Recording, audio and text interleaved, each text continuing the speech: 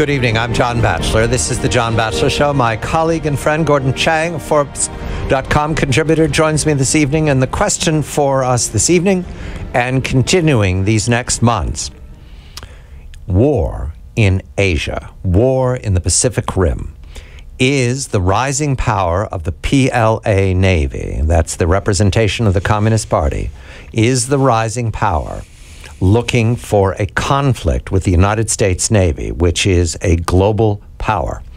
Is war with China inevitable? The battlefield is chosen by the Chinese. It's the South China Sea. It's the construction of artificial islands underway right now. This is environmental crime. At the same time, it is meant to intimidate the neighborhood, and it should.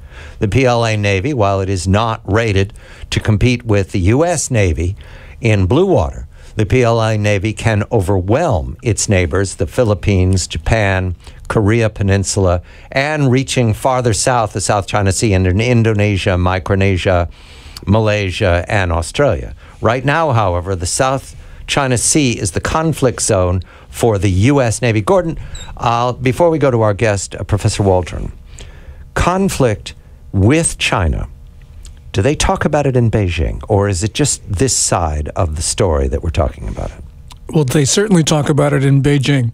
On Monday, Global Times, a Communist Party-run newspaper, said that war with the United States is inevitable unless the United States let China have its way in the Spratly Islands. And this editorial in Global Times was not some freelance job. It was directed from the top of the Chinese political system.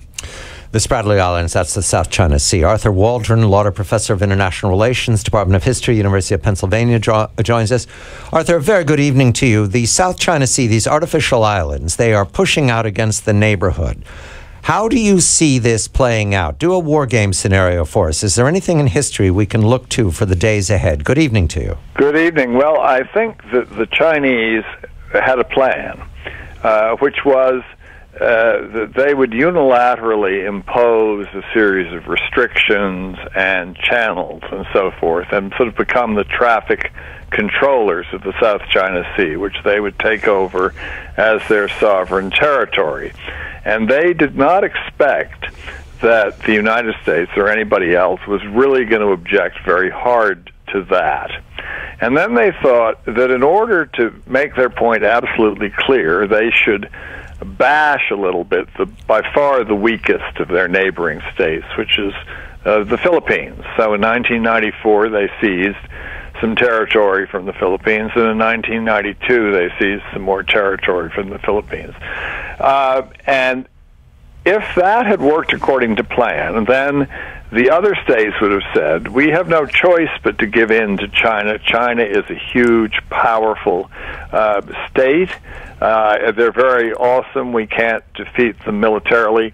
We should somehow become their sort of, we should become Finlandized with respect to them. We should sort of do what they say. The problem is that the Philippines, although incredibly weak, did not yield. The first thing they did was go to the to the International Tribunal on the Law of the Sea, accusing China of violating the Law of the Sea, which it's very, very clearly doing, and they're pursuing this. And if China loses the case, they're going to be in trouble. And second, the Philippines has been rapidly improving its military, although they've got a long way to go. But the Japanese have been donating the latest patrol craft, etc., to them. They're talking about getting submarines. But most importantly, they haven't bowed. Even though they've been sort of smashed in the face, they haven't bowed. And one of the results of this is that China has sort of come up. They've become stuck, sort of impaled on the Philippines.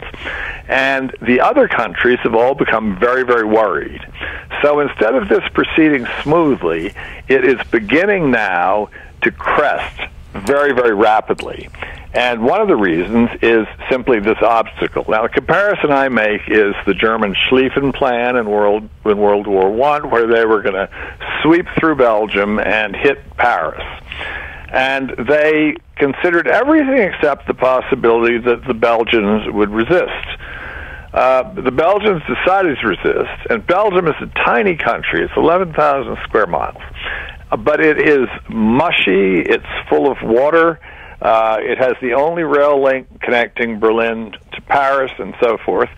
So the Germans went into Belgium, and they had a very hard slog. They lost several weeks. They nearly failed to connect the rail line. They got so mad that they burned up a library of rare medieval manuscripts, of irreplaceable medieval manuscripts in Louvain.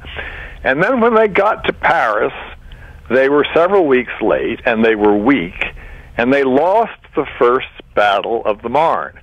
Now, that was the ball game. From a strategic point of view, that meant that the German master plan had failed in its first move, and that although they could go on fighting and killing people, there was no way that they were ever going to get what they want. And I think China's in very much the same position. They have unleashed this plan, but it has failed to follow the script that they had envisaged for it. It's gotten hung up, and now what's happening is that the American Secretary of Defense is going out there and saying, look, the U.S. Navy will go wherever it's legal to go. You can't tell us that we can't go there. We're going to go there. The Australians, the United States, and other countries are planning to fly over these islands, fly close to them, ignore the Chinese restrictions. And that will then raise the question of, well, are the Chinese going to shoot down American planes? It'd be a great mistake for the Chinese to shoot down American planes. So these islands are indefensible from a sustained attack. They are not worth defending. And conflict between the United States and China, of course, would be a disaster for everybody, but it would be a particular disaster for China, whose coastal regions exposed to this very region are the area that have most improved in standard of living and all the rest in the last few years. So they would have, for China to pursue this, would be to throw away everything that they've achieved in 40 years. Let me check with Gordon. Gordon, does the Chinese Communist Party have a way of climbing down from this confrontation? Actually, I don't think that they do. And what we saw on Monday with this Global Times editorial was that it wasn't in English only. It was in Chinese. And that's important because it means that the Communist Party is speaking to the Chinese people. It's preparing them for a conflict. And it's saying that the Communist Party is the defender of Chinese nationalism. Now, in that type of situation, I don't think Beijing can climb down an inch. And so essentially what Arthur is saying is that the Chinese are already strategically defeated and they're going to continue to struggle. This is really very serious. There are 4 tools for the U.S. Navy. The first would be flyover. We've seen a piece of that already, the CNN event last week. Yes. The second would be sortie with 1 or more warships through the 12-mile zone. The third would be blockade. Yeah. And the fourth would be a landing on one of the artificial islands backing up the Philippines. Those tools are in front of us. And, Arthur, any one of those could lead to a shooting incident. Oh, of course. I think it's now very unlikely that there's not going to be a shooting incident. And I think that the most important thing to do is to find a way for the Chinese to gradually walk this one back, because they're not going to win. It's going to be a disaster for everybody, and there is in let me press you, because the victory parade, Great Patriotic Victory Parade, May 9th, Vladimir Putin sat there, and right next to him, with a translator in between, was Xi Jinping. Just the two of those leaders, Russia and China. So does China have the ability to climb down now, given that Russia's already in confrontation with the indispensable empire? Well, I think that Russia actually would like to make friends with Japan, but our economic sanctions against Russia have completely fouled up Japanese negotiations with Russia.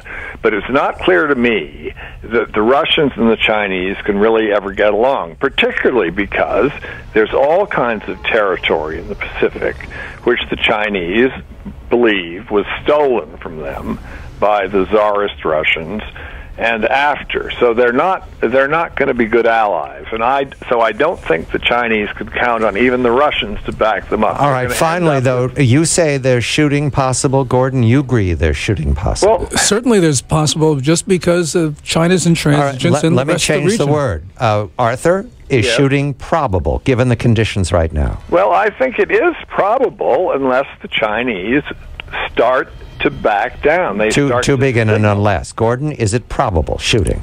Shooting is probable, but maybe not at American targets, maybe at Philippine or Vietnamese targets. That, I think, is probable. Arthur Waldron, the University of Pennsylvania, Gordon Chang, Forbes.com contributor. I'm John Batchelor.